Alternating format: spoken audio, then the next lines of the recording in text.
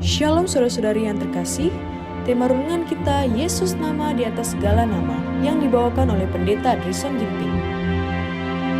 Bersama kembali dalam renungan kita pada hari ini Kamis 25 April 2024 dengan judul Pemimpin Umat Manusia. Ayatnya di dalam Kolose 1 ayat 15. Ia adalah gambar Allah yang tidak kelihatan, yang sulung, lebih utama dari segala yang diciptakan.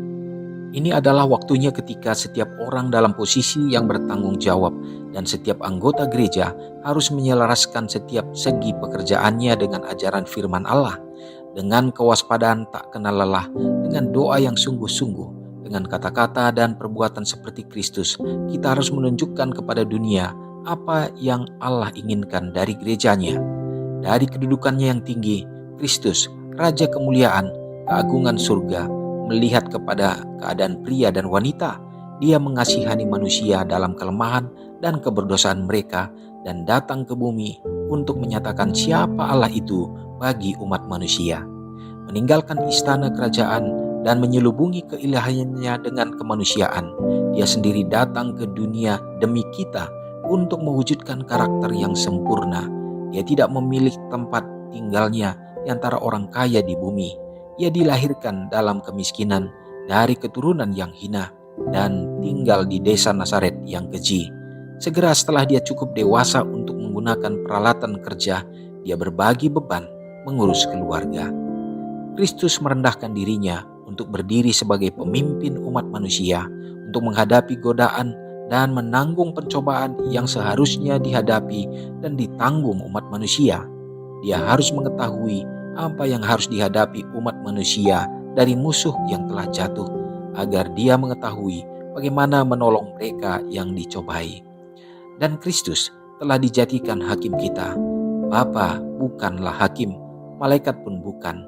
Dia yang mengambil kemanusiaan atas dirinya sendiri dan menjalani kehidupan yang sempurna di dunia ini akan menghakimi kita. Hanya Dia yang bisa menjadi hakim kita. Maukah engkau mengingat ini, saudara-saudara? Maukah engkau mengingatnya, hai para pendeta?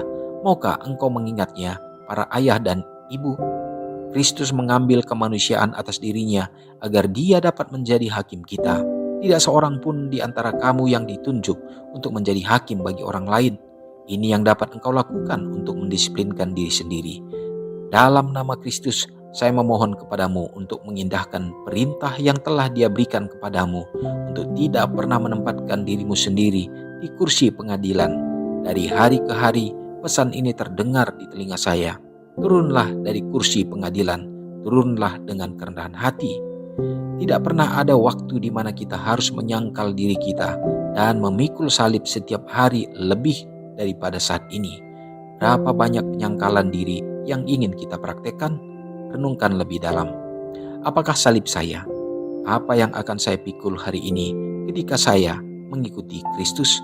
Umat Tuhan yang terkasih, satu pekabaran yang sangat indah di mana kita dapat mendengarkan melalui pekabaran ini, melalui renungan ini, kisah daripada kehadiran Yesus Kristus yang meninggalkan tahta kerajaannya dalam kemuliaan keagungannya untuk menjelma sebagai manusia, untuk menjadi teladan, dan dia tidak memilih tempat untuk di mana dia dilahirkan, bahkan di keluarga yang terhormat yang seharusnya jikalau kita manusia diizinkan untuk kita memilih, tetapi dia berada di tempat di keluarga yang sederhana, dan bahkan di sana dia menunjukkan bagaimana dia hidup sebagai manusia yang dapat menjadi teladan. Saudaraku, demikianlah kehidupan daripada Yesus Kristus di dalam dunia sebagai manusia. Dia ingin kita juga untuk dapat melihat dan mencontoh akan kehidupannya yang penuh dengan kerendahan hati.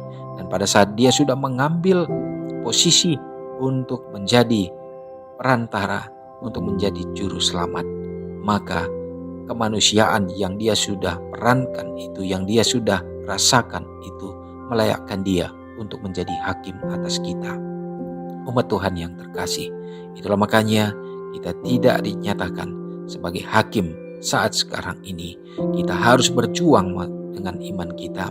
Kita harus membawakan akan iman kita ke hadirat Tuhan. Masing-masing bertanggung jawab atas dirinya.